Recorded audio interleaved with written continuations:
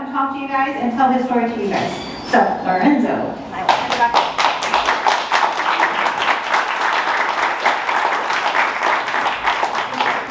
Testing, 1, 2, testing. All right.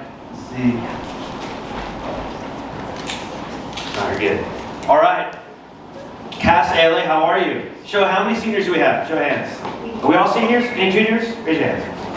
Okay. All right, a couple. How many days left till school's out? 5. Raise your hand if you're suffering from a slight case of senioritis. Anybody? Yeah, I haven't, and I'm like 40 years out of high school. So, well, thanks for having me. It's great to be here. How many of you have a job already right now, or have one lined up for the summer? Any job? Okay, wow, quite a few of you. All right. Well, this presentation is for you. I'm going to give you this presentation because this is what I would have told my 19-year-old self when I was first getting a job. And so when I read, it's based on a book that I wrote that I'll talk about in a little bit. And I wish that I had been given this advice because it would have helped me out a lot. So that's what it's based on.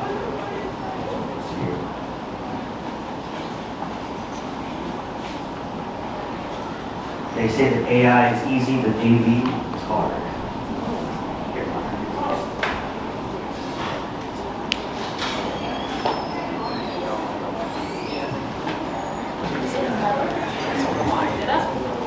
we go.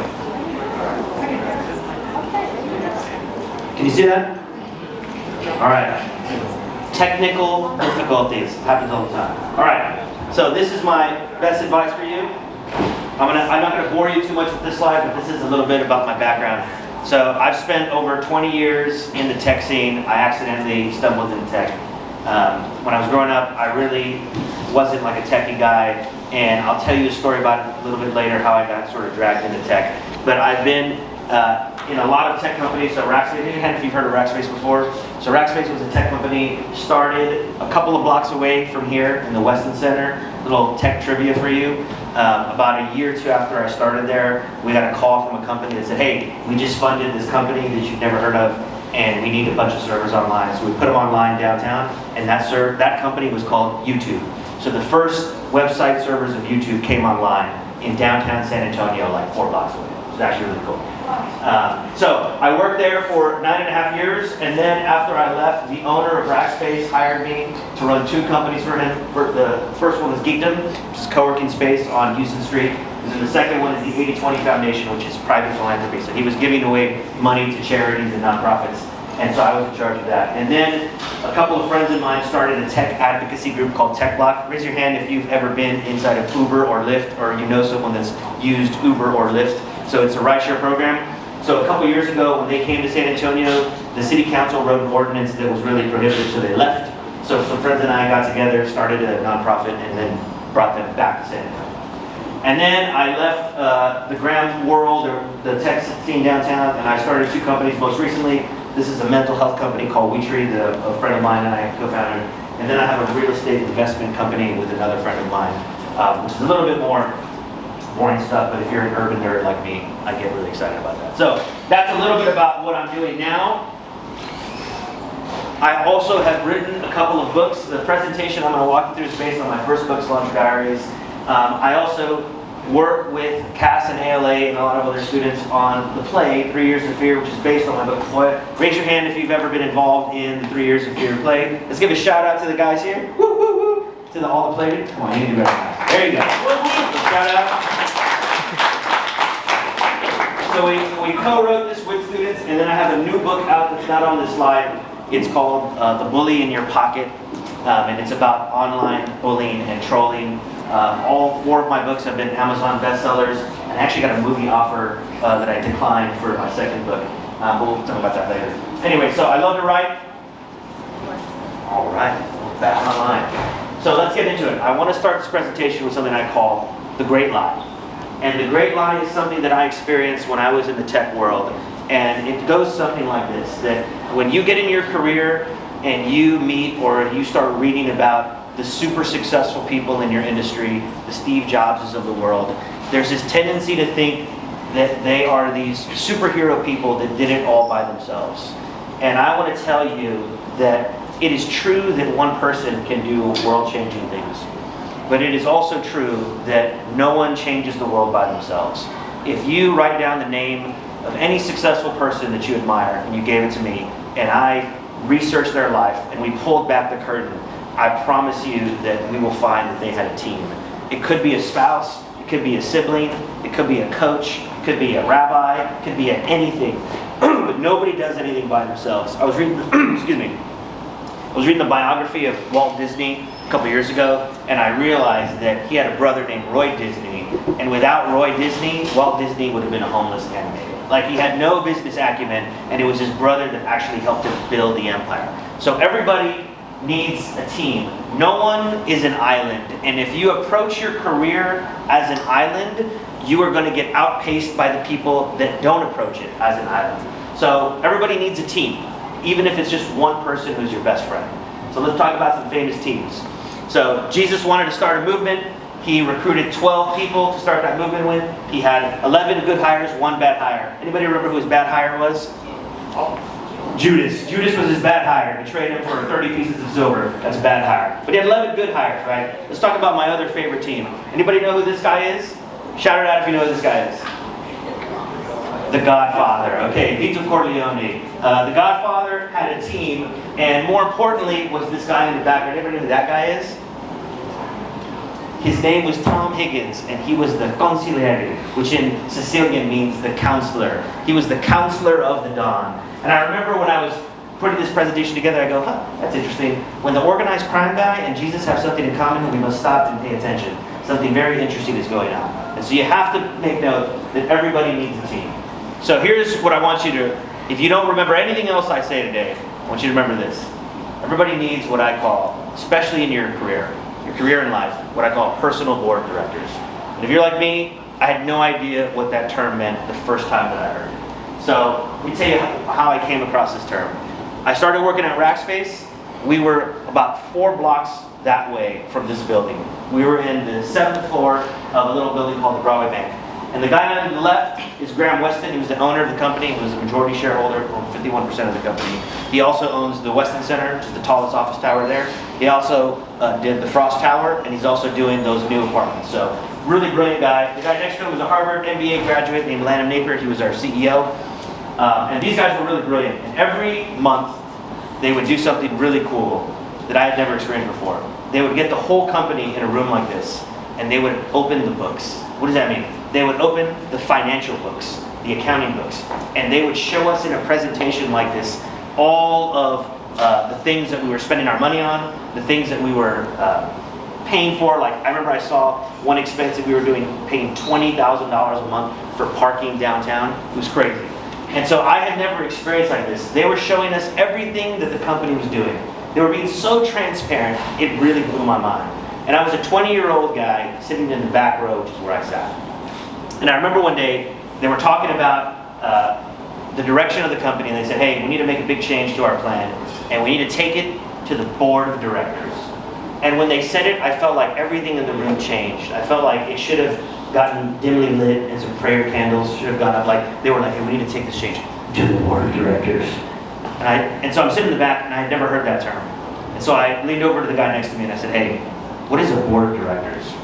The guy next to me said, well, somewhere out there, it's about 10 men and women, and they are there to give counsel and advice and guidance to the company. And they're also the only people that have the authority to hire and fire the CEO of the company. And I thought, that's crazy. I already thought these guys were the smartest guys I had ever met. And they were openly admitting to going and asking other people for advice. And so I'm talking to this guy in the back room. He's explaining to me more what it is. And I stopped listening to him because all I could imagine was the Jedi Council from Star Wars. And if you're not a Star Wars fan, imagine, maybe you're a Tolkien fan, imagine the Council of Elrond. And I thought, surely to be on the board of directors, you have to have a big, bushy Gandalf beard. And I thought, that's cool. But here's why this blew my mind. I thought, growing up, that the boss had to have all the answers. And if you didn't have all the answers, you had to fake it till you made it. And here were 2 guys openly admitting that they needed to go get counsel and help from other people. And this changed everything for me because it gave me permission to go get help and advice from other people. So I want to tell you my story real quick. And I want to tell you how I accidentally stumbled upon my own personal board of directors. And the reason I want to tell you is because I want you to do it intentionally. Because if you do it intentionally, you will achieve way more than I did at a faster clip than any of your peers right around you. So let's get into it. This was my first job where I actually got a paycheck and paid taxes on it. So I'm not even going to ask you if you know what this is, because most of you are too young to know what this is. But this is a grocery store called Handy Andy. And this grocery store used to be in San Antonio until H-E-B dominated and destroyed them and chased them out of town. Everybody heard of Handy Andy? Okay, wow, I'm shocked by this. Okay, well, awesome. So this was my first job that I paid taxes on. My first real job was working for my father. My parents are from the border town of Laredo, Texas. They moved here when they were 18. My dad went to x-ray school, but he was a carpenter on the side. So my dad would build houses, and my 3 brothers and I were his free labor. So every Saturday and Sunday, every summer vacation, every spring break, every Christmas break, my 3 brothers and I were digging holes and hammering sheetrock. And I'm here to tell you that I absolutely hated it. I hated it because these are the softest hands you ever can feel. These hands were made for a keyboard. They were not made for sawing and sheetrocking. And so I was not a fan of this. And one day my brother Danny told me, he said, hey, if you don't want to dig another 6-foot hole for a foundation post, you need to get a JOB as soon as you turn 16. And I was like, oh yes. So I turned 16, and then I went around everywhere I could to apply. I applied at Pizza Hut, McDonald's, Burger King. I applied everywhere. H-E-B. You want to guess how many phone calls I got back? Take a guess. 0. I got 0 calls back. Any guesses why no one called me back? I had no experience. I had nothing that the business world offered. I had no skills, I had no connections, I had no money, I had no certificates. I had nothing. And so I was telling my mom about this dilemma, and my mom, being, the OG that she is, she was like, I have an idea. Your brother Hector used to work at Handy Andy. They loved him. Why don't you ask him if he can put in the good word? So my brother goes, asks them. I got an interview. Boom, set up. I go in for the interview. I've never interviewed before. There was no LinkedIn. I had no resume. Didn't know what a resume was. So I walked in there, and all I had was a manila folder with my report cards and the blue perfect attendance ribbon that I once got when I was at Foil. So I was armed. I walk in. None of that mattered. I get up. The manager comes out from behind the business center. He looks me up and down, and the interview went this fast. I'm going to reenact it for you. He walked down and he goes, So, you're Hector Gomez's brother, huh? Yes, sir. Do you work hard like your brother? Yes, sir.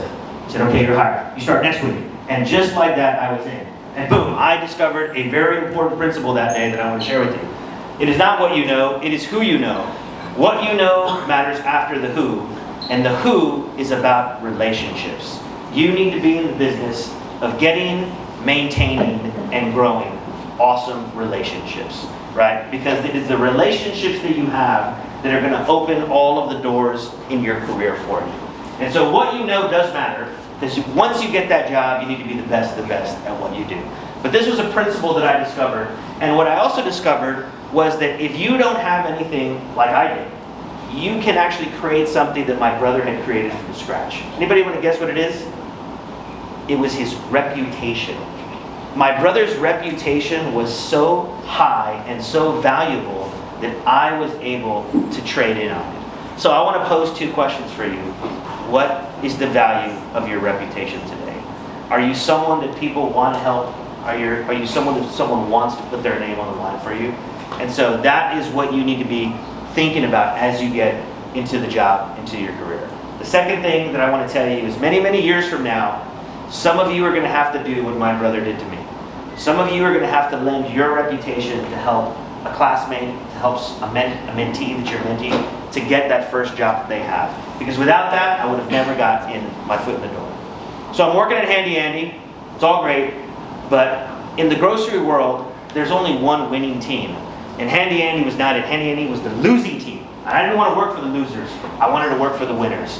And in the grocery world, there's only one number 1 winner, and that is H-E-B. I wanted to work at H-E-B so bad. Specifically, this H-E-B.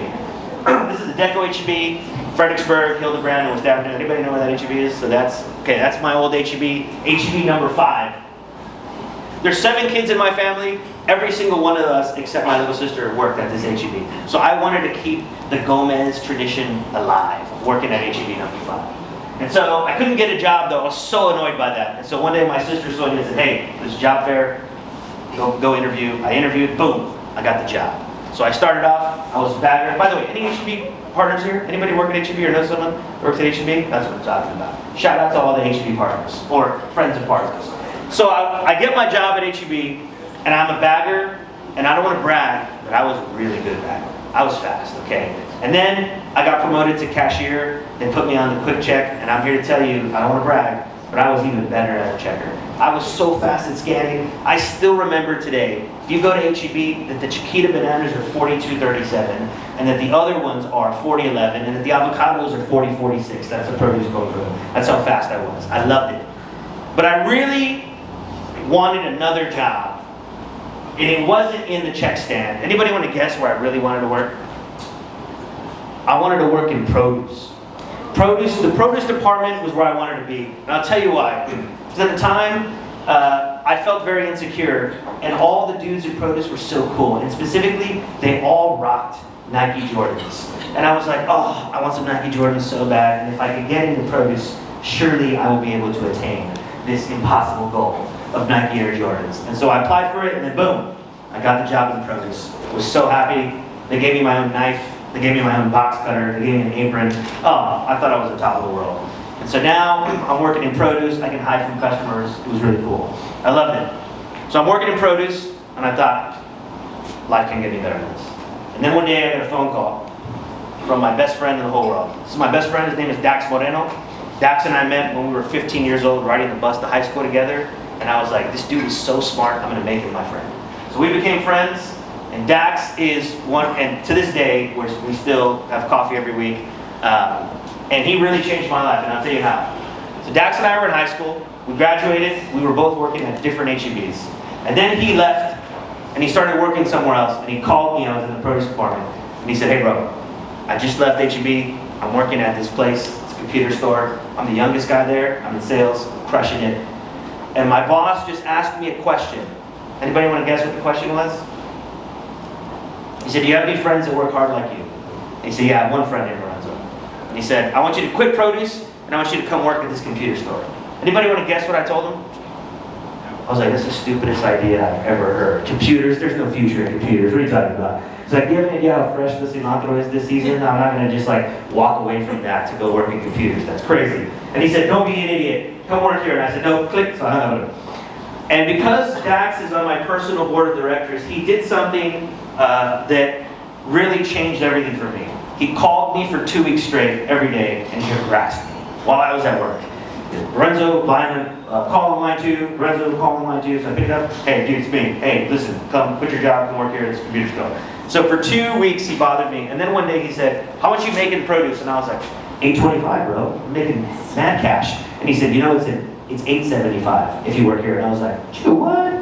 So I was like, you should have started with that pitch. So I quit the produce department, and then I went to work at a computer place that I had never heard of in my life called Gateway. Raise your hand if you remember a Gateway, if you answer it. Okay, so the reason most of you don't know about this is because Gateway was at the time in a war with a company called Dell, and surprise, surprise, guess who won? Dell won. But in the meantime, Dax and I worked at Gateway, and it was awesome. It was like the precursor to the Apple Store. It was a showroom. You'd walk in, put your name on the list, you'd walk and talk to the sales guy. And I was the lowest guy on the totem pole. So I was the guy with the clipboard that got your name on it, and my job was to clean everything and make sure everything was presentable. But I loved it because I was around these crazy computer things that I didn't understand. And one day, one of the sales reps said, hey Lorenzo, it's time for you to learn about technology. So he took the computer from behind the cash register, and he took it apart. And he said, you see that thing right there? That's your hard drive. That's like the closet in your house. That's where you store everything. You see that thing right there? That's the processor. That's like the engine in your car. And I was like, oh my gosh, I'm such a hacker right now. I know what a processor and a hard drive is. This is awesome. And then he said, what's your email address? And I said, what's an email address? And he was like, oh boy. So he helped me register my lgomez123@hotmail.com email address. Now before you judge me, that's a really terrible email address, but there's one worse. Can anybody guess what email is worse than Hotmail? Yahoo's a good guess, but there's one worse. AOL, that's right, AOL, and so you can judge me, but you can't judge me too harsh because I didn't have an AOL address. So I set up my Hotmail address, and I was armed. I knew what a hard drive was. I had an email address. Life was good. And so one day, one of the guys I worked with there had left. He was a sales guy, and he had gone to work for a tech company a couple blocks away that I had never heard of. And he called me, and he said, "Hey Lorenzo, I'm working for this crazy tech company downtown, and they just asked me a question. Anybody want to guess what the question was? Do you know anybody that can come work here?" And he said, "Yeah, I have a friend named Lorenzo." Anybody want to guess what I told him? "Oh, that's a crazy idea. I'm not working for this place. What are you talking about?" And I said, "What do they do?" And he said, "They do this thing called managed hosting." And I was like, "¿Qué es eso, managed hosting?" And so I Googled managed hosting, and I still didn't understand what it was. I now know now. It's just basically the plumbing of the internet. But at the time, I was like, "What is this?" So he said, "Just come for an interview." So I went to an interview, right? I interviewed. I had no idea what they were talking about, and I had no idea what I was talking about. And I was very, very sure that I was not going to get the job. So I went home really discouraged. And then, lo and behold, I'm checking my lgomez123@hotmail.com email address, and boom, I get an offer. It's a job offer from this company called Rackspace. And it was a $20,000 salary job. And I was like, oh my gosh, that's so much money. I don't even know how I would spend that much money. That's crazy. And I clicked it, and it said I need to respond and accept it or decline it. And I panicked, and I almost declined it. Anybody want to guess why I almost declined it? All of my insecurities came out. Now, I'm going to tell you this nightmare that I had. It was a fantasy nightmare in my head. I looked at that offer and I said, I don't know what these guys do. And they're going to hire me. I'm going to get there, I'm going to start working, and someone's going to look at me and they're going to go, this guy has no idea what we're doing. He has no idea what he's doing. Who hired this idiot? And they're going to walk me out the building, and I'm going to leave completely humiliated and full of shame. And so I almost declined this job offer. But luckily for me, I had someone on my personal board of directors that stopped. It's my oldest brother, Danny. My oldest brother is the bomb. He's awesome. Even though in this picture, he's trying to stab me in the brain with a pencil. And so I love my brother, Danny, and he stopped me. He said, hey, chill out. Actually, it's funny. My brother was the first one to introduce me to the Red Hot Chili Peppers. So he took me to a bunch of concerts. We actually had tickets to see Nirvana. That's a whole other story. So he said, hey, before you decline this offer, just let's ask some questions. Do you think that you can learn some new stuff at this company? I was like, yeah, absolutely.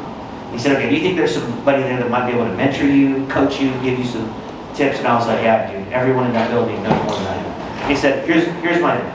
He said, give it a shot. He said, what's the worst thing that could happen? The worst thing that can happen is they fire you. He goes, but think about this. If they fire you, you have two companies that love you, HEB and Gateway. Both of them will hire you back in 2 seconds. He goes, I think you should give it a shot. So I gave it a shot. I accepted the offer. And that one decision changed my life. And that is not an exaggeration. I'll tell you how. So I joined this little company a couple blocks away. And it was funny because when my friend was pitching me, he was like, dude, this company is super awesome. And they buy us food every day. They just pass around menus. And I was like, what? That's awesome. So I really wanted to go get the free food. So I started working at Rackspace. I was the 7th account manager for the whole company. We were super small back then. And I had like 1,000 customers assigned to me. It was really cool. So I'm there one day. I'm learning about the internet. I'm a little bit insecure, but I'm having fun. The people around me were awesome. And then one day my boss came up to me. Her name was Anna. She was this awesome woman from Colorado. She was so cool. And she changed my life. So I'm going to tell you how. She comes up to me.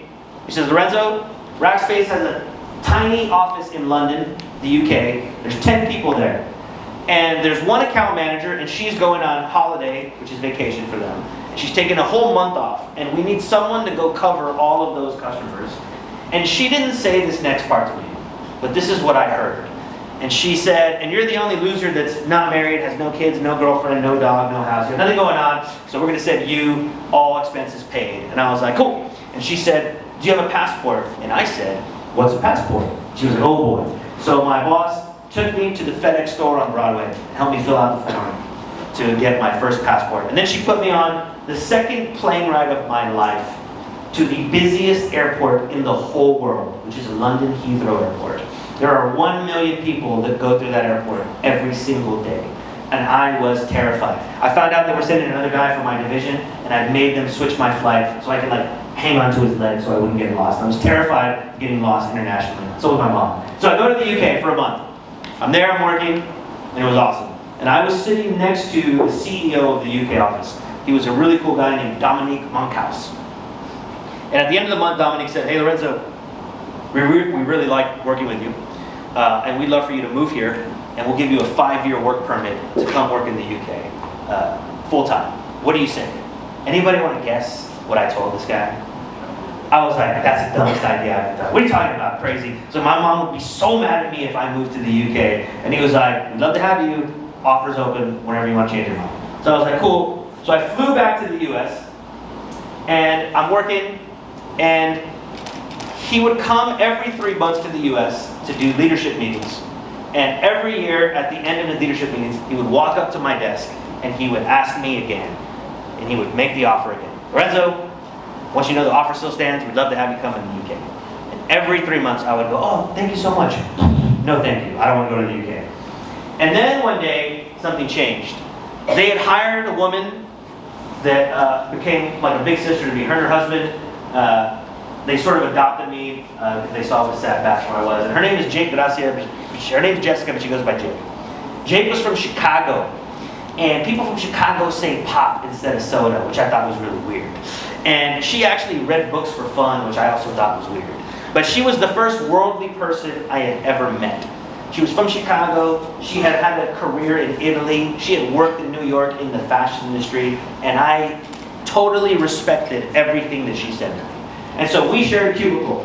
And so one day, this guy comes to my cubicle, says, "Lorenzo, would like to work in the UK?" I tell him no. And as he walked away, Jake turned around and she put the smack down on me. And she said, "You are being a complete and utter idiot. And you need to move to the UK right now, mister." And I was so like, what, Jake, what are you talking about? And she said, "Listen, this is what's called a once-in-a-lifetime opportunity. You're going to get sent to another country and someone else is going to pay for it. That doesn't happen to everybody. It's a once-in-a-lifetime opportunity." She goes, "But I know why you don't want to go. Because you're scared. And you're scared of missing out. And let me tell you something. You're going to go to the UK and you're going to come back. And all your friends are going to be doing the same thing, hanging out at the same bars, talking about the same stuff." She was like, "You're not going to miss anything." And somehow, that made sense to me. And I said, "You know what? You're right. I'm going to move to the UK." So I went home. I told Mama Gomez, "Mama, I'm moving to the UK." She was so mad. She didn't talk to me for 2 weeks. And I was like, "I got to do it." So I moved to the UK. And what I want to tell you about this is that Jake is on my board of directors to this day.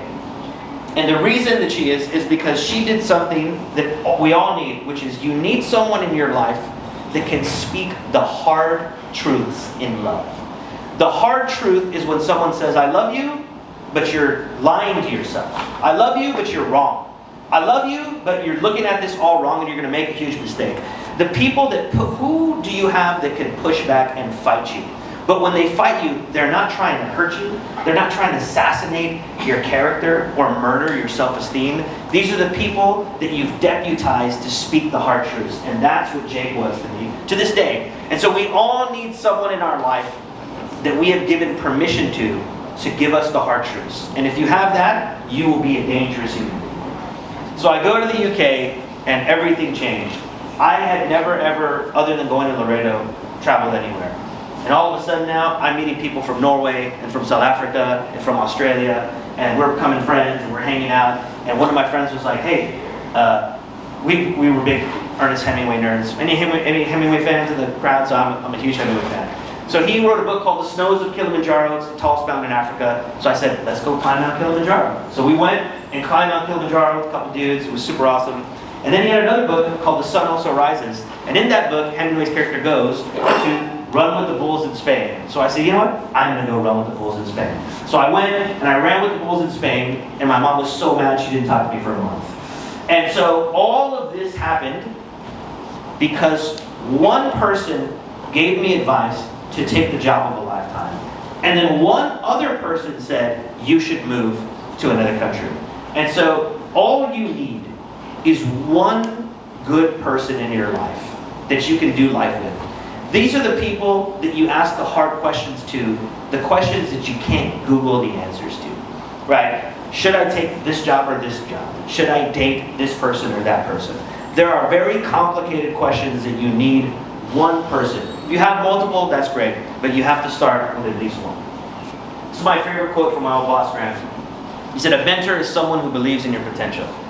And I would also say that people on your board of directors are also people that believe in your potential. If I go through my story, my best friend Dax saw my potential and he said, you will thrive in this company, but you're scared. And he dragged me kicking and screaming. And then my other friend James says, you will thrive and your potential is so great, you belong in this company called Rackspace. And he dragged me there. That's the common thread, was people seeing my potential. And so you need to surround yourself with the people that also see your potential. They could be sitting next to you right now. I met Dax when I was 15. He was sitting right next to me on the bus, and he changed my life. So I want you to turn to someone next to you, and I want you to tell them, you might be good enough to be on my personal board of directors. You might just be.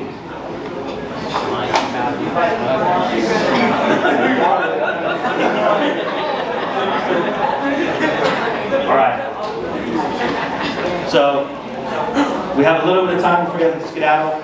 So we're going to do some Q&A. So this talk is based on my first book, Cilantro Diaries. So because I'm not above bribing my audience, I brought 3 signed copies of my book for the first 3 people that ask a question. So if you have a question, raise your hand. First 3, get it. Will you pass that? Pass that. Thank you. What would you say is some advice for someone who's like trying to find their, like, I guess, board of directors? Like, what would you say is like good tips on like trying to narrow out the good people from the bad people? Great question. So I'll give you 2 just observations that I've seen. I think that these are first people that you enjoy being around, and you have similar interests. It doesn't have to be that way, but C.S. Lewis has a great quote where he said, friendship is often born on this one line. You too. You love that movie too. You love that music too. And so I was drawn to people like Dax and I love the same music. That's what started it, right? We were jamming out to Everclear in his car, and I was like, dude, this guy, taste of music is so great. Also the people that suck, but our music's cool. So we had a commonality, but then because we got along, I was open to his ideas. He said, hey, have you read that book about such and such? And I said, no, I'm going to read that book. So one thing is, I felt safe in his friendship. Meaning, when Dax would confront me, I knew he wasn't going to hurt me. I knew he was my homie, he was my best friend, and I knew that even if he said, hey dude, you're being an idiot, he wasn't being mean. He was like, I care about you. And so your friends that actually care about you enough to push back on you, that's one thing that you need to look out for. Right? The second thing that you need to look out for is, what is the kind of advice that people give you? And here's the beautiful part about this, is that when you're looking for someone on your board, you can interview them for 1,000 years.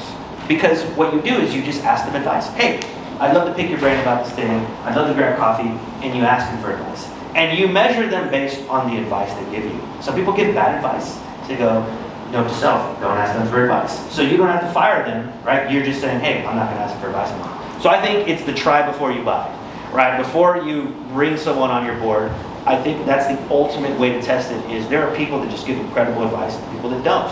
Or there's someone that gives you advice, but they're jerks about it. And they're super bristly about it. I'm going, I don't want that person on, like, because it's obvious that they don't really care about me. They're just sort of trying to get it out of the way. So I would say those are 2 things. Start with the people that you have a lot in common with, that help you grow, and then try before you buy. Ask people for advice and measure them based on the advice that they give. Great question. Yes?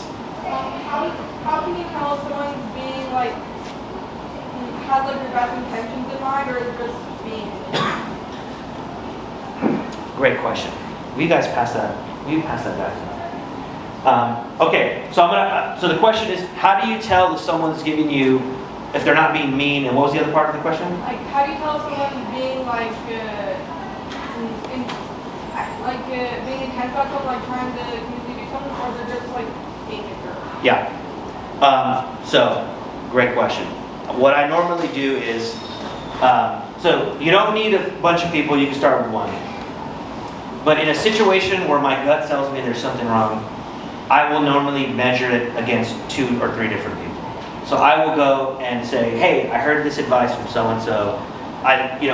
One of the things that's like a super hack that I discovered is if you tell someone, I would love your advice, they can't, there's something that happens in your body. People love to give advice. Because they go, yeah, subconsciously, yeah, I'm pretty smart. I'm worthy of giving advice. So no one has ever declined me whenever I've said, I need your advice. But I picked very strategically. And so I think that, and that's such a great question because there are so many decisions where it wasn't bad advice, but I remember when I was writing this book, I had a friend of mine who was a New York Times best-selling author. And I had a question about the book, and it was good advice, and he wasn't being a jerk, he didn't have bad motives, but it just didn't hit me right. So I talked to Dax, and Dax was like, hey, no offense, but that guy is not your audience. That guy grew up on the East Coast, went to Harvard, upper middle class. Your audience is you, right? You grew up in the hood. And I went, you know what? My mentor wasn't being bad, but this advice actually felt better for me. So I would say, if your gut tells you something's off, then I would say, just take more time and take more data. Like, I never rush into a decision. A lot of times too, I will always sleep on it. I'm gonna sleep on it, I think about it, and I go, you know what, it just doesn't feel right, I'm gonna go get someone else's advice. And then, that's what the hard part about wisdom and discernment is there's no one to give you the answer. But I think if you go to people that you respect enough of them, you'll go, man, that one feels right, I want to try it. Does that answer your question? Such a great question. Yeah, thank you. All right.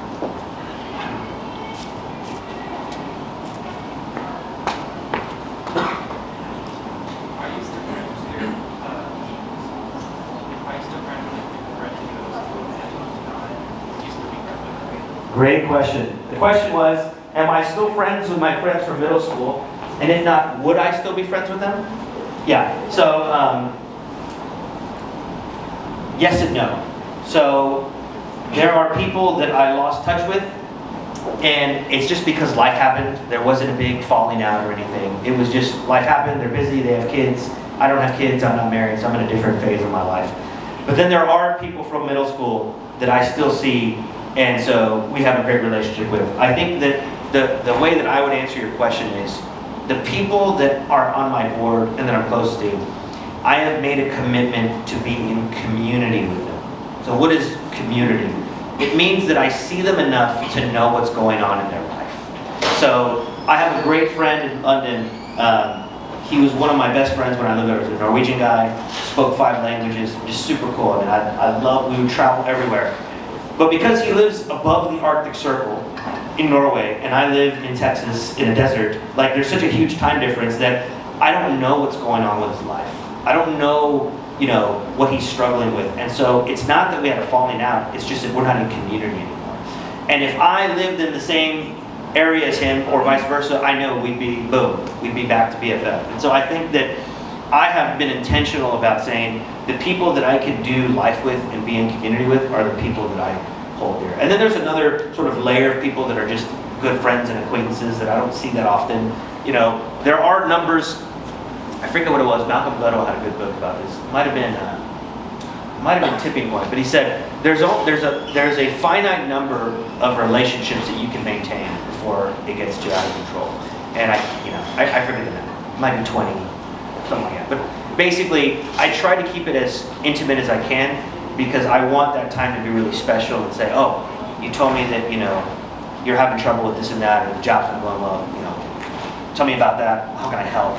But I think that it comes down to community. And so some of them I'm still in community with, and some of them just life happened. Yeah. Great question. Other questions? We had a question. Who did the artwork on the cover? Who did the artwork? So there is a local artist on the south side of San Antonio named Cruz Ortiz. If you look him up on Instagram or on social, they also have a company called Burnt Nopal. And he is an OG artist, and I love his style. Any Wes Anderson fans in the crowd? So what I like about Cruz is he reminds me of like Hispanic Wes Anderson style.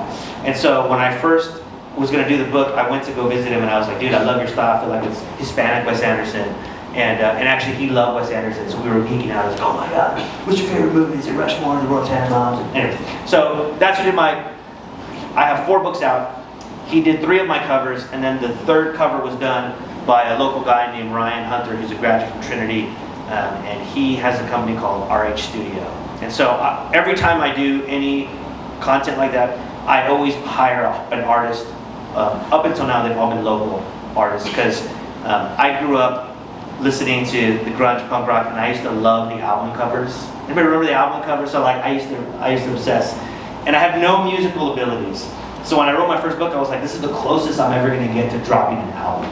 So I was like, I'm not going to have my cover look like some crappy business book. So I was like, I'm going to have an artist do something that would be worthy of like Nirvana, Nevermind. So I always have an artist do the cover like it's an album cover, or at least that's what my goal is. Yeah, great question.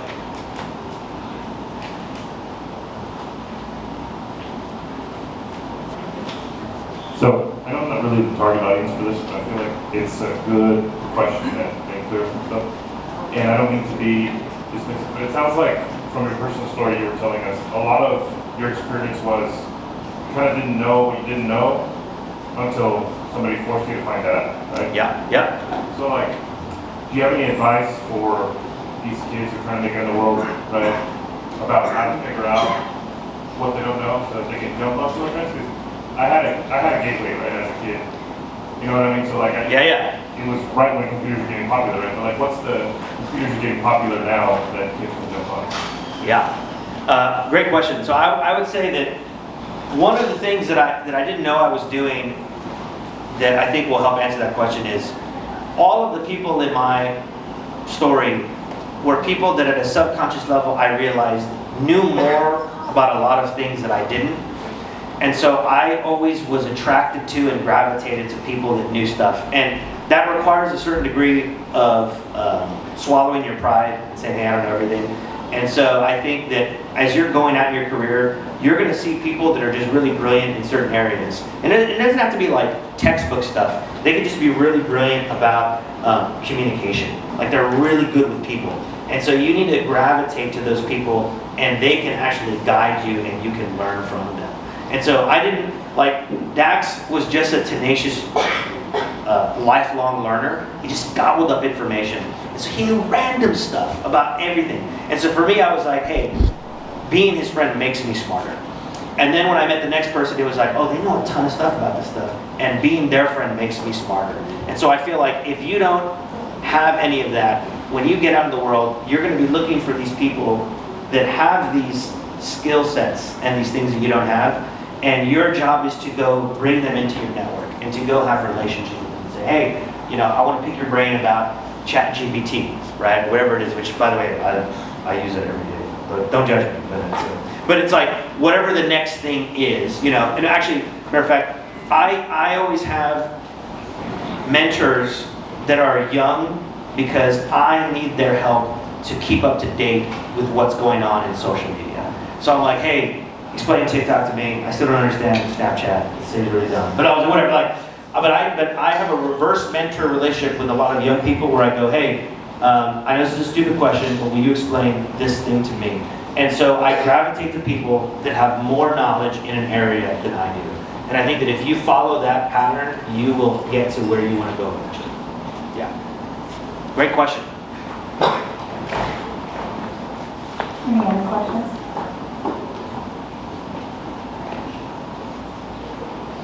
All right. All right, thank you so much. Thanks for having me, guys. Appreciate it.